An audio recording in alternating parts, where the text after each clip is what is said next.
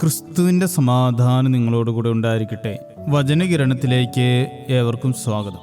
താനാണ് ഈ ലോകത്തിലെ ഏറ്റവും വലിയ നേതാവെന്ന് അഹങ്കരിച്ചിരുന്ന ഒരാളുണ്ടായിരുന്നു.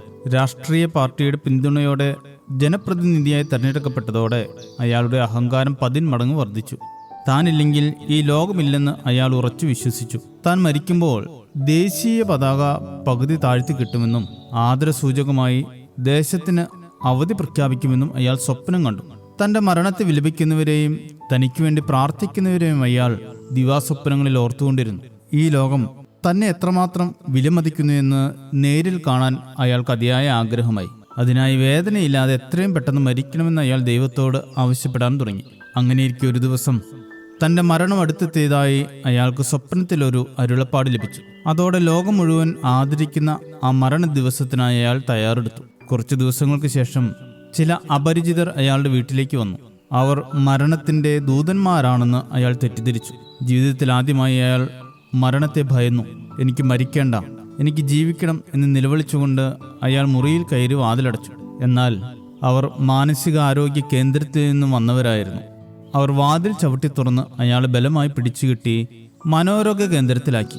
നാളുകൾക്ക് ശേഷം അവിടെ വെച്ച് അയാൾ മരണപ്പെട്ടു. തന്റെ ആഗ്രഹം സഫലമായി എന്ന് കരുതിയ അയാളുടെ ആത്മാവ് സ്വന്തം മരണ വീട്ടിലെ കാഴ്ചകൾ കാണാൻ തിടുക്കം കൂട്ടി.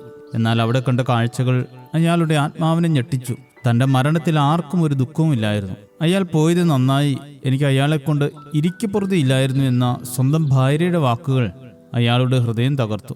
എല്ലാം കണ്ടും കേട്ടും അയാളുടെ അഹങ്കാരത്തിന്റെ കോട്ടകൾ ഒന്നൊന്നായി തകർന്നു വീണു. താൻ എത്ര വലിയ വിഡ്ഢിയായിരുന്നു എന്നും അയാൾ തിരിച്ചറിഞ്ഞു. കഥയിലെ വിഡ്ഢി മറ്റാരുമല്ല, നമ്മൾ ഓരോരുത്തരുമാണ്.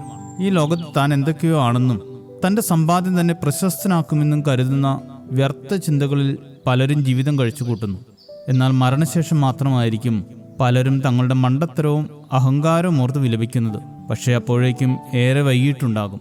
അഹങ്കാരത്തിന്റെ കൊടുമുടിയിൽ കയറി ഞാനില്ലെങ്കിൽ എൻ്റെ പ്രസ്ഥാനമില്ലാതാകുമെന്ന് ചിന്തിക്കുന്നവർ ഒന്നോർക്കുക, നമ്മളില്ലെങ്കിലും ഈ ലോകത്ത് ആർക്കും ഒന്നും സംഭവിക്കില്ല. ഈ ലോകം മുഴുവൻ നേടിയാലും തൻ്റെ ആത്മാവിനെ നഷ്ടമാക്കുന്നവന് എന്ത് പ്രയോജനമെന്ന ക്രിസ്തുവിന്റെ വാക്കുകൾ നമുക്ക് ഓർക്കാം.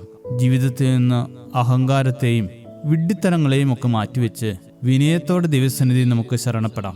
നിത്യമായ ലോകത്തിലെ വിനീതമായ ജീവിതത്തിന് വേണ്ടി പരിശ്രമിക്കാം. ശുഭദിനം നേരുന്നു. ദൈവം അനുഗ്രഹിക്കട്ടെ. സമ്പത്തേറെ നേടിയാലും സൗകര്യങ്ങളേറിയാലും സമ്പത്തേറെ നേടിയാലും സൗകര്യങ്ങളേറിയാലും സഹജനെ തുണയ്ക്കാഞ്ഞാൽ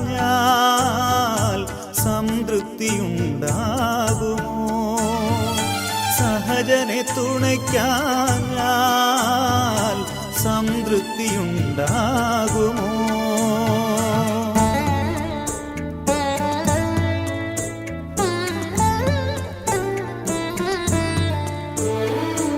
എന്തൊക്കെ ഞാൻ നേടിയാലും എത്ര വലുതാകിലും യേശുവന്റെ കൂടെയില്ലേൽ എല്ലാം നിസാരം. യേശുവന്റെ കൂടെയില്ലേൽ എല്ലാം നിസാരം. എന്തൊക്കെ ഞാൻ നേടിയാലും എത്ര വലുതാകിലും